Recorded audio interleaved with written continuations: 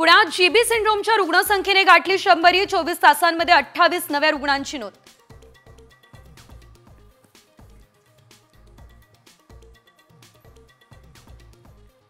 संपूर्ण coastal road आजपासून सेवेत. मरीन ड्राइव्ह ते वांद्रे 12 मिनिटांमध्ये करता येणार प्रवास.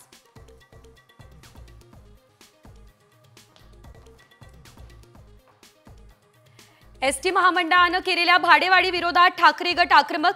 आज राज्यभर करणार आंदोलन.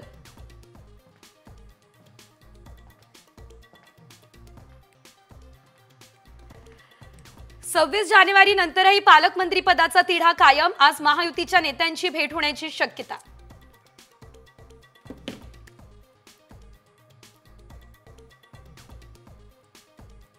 मुंबई पोलिसांनी आयुष्य उद्ध्वस्त केलं. नोकरी गेली आणि लग्नही मोडलं. सैफचा आरोपी म्हणून पकडलेल्या तरुणाचा हा दावा.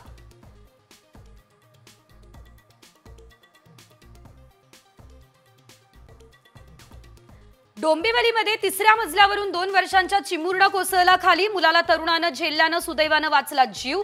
मुलाला वाचवणाऱ्या भावेश म्हात्रेचं सर्वत्र कौतुक.